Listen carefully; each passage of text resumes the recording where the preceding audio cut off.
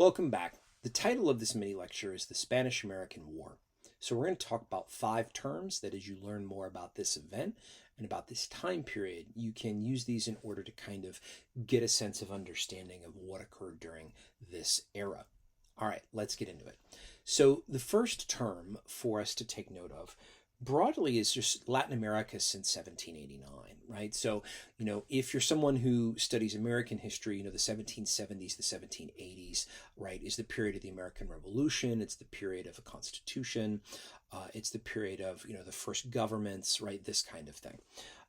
Broadly, during that period of the 1770s and 1780s, many of the nations of Latin America, of course, are still colonies, and many of them are going to begin, partly inspired by the French Revolution and others, to seek their own independence. And the efforts towards independence and agency that you're going to see from many peoples across Latin America is going to really begin by the time you get to the 1790s and early 1800s. And it's going to carry on and continue for the next couple of decades, right? You're going to see this effort on the part of many nations, not just Mexico, but many others, sort of seeking independence. And so, that's a big, big effort, all right? A big, big effort in the early 1800s. The second thing for us, right? The second thing for us is broadly imperialism. And the role of someone by the name of Alfred Thayer Mahan, right? Alfred Thayer Mahan.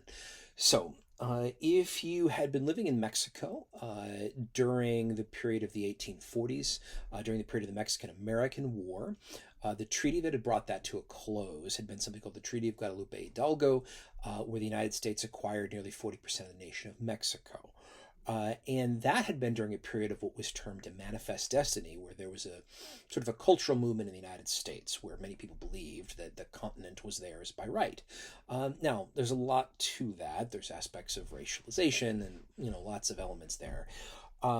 In the later period of the 19th century, in the imperial and colonialist age that occurs then, there's also a lot of factors that will support it, right? So there's aspects of economy, there's aspects of sort of political primacy and power, there are aspects of race, certainly.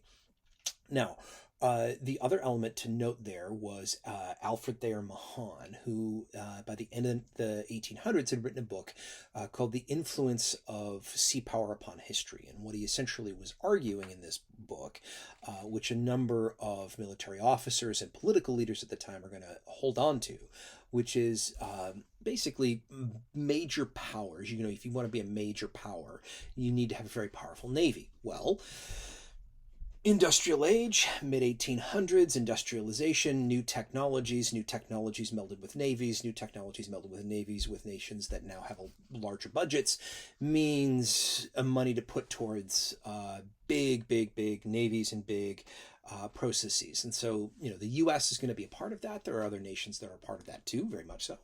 But you have this view circulating at the time. The third point is the Maine.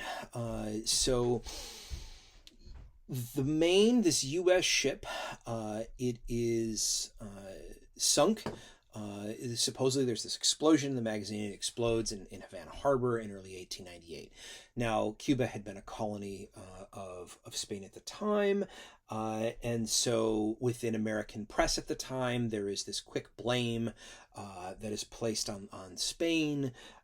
And as a result, you pretty quickly are going to get support for war, which comes.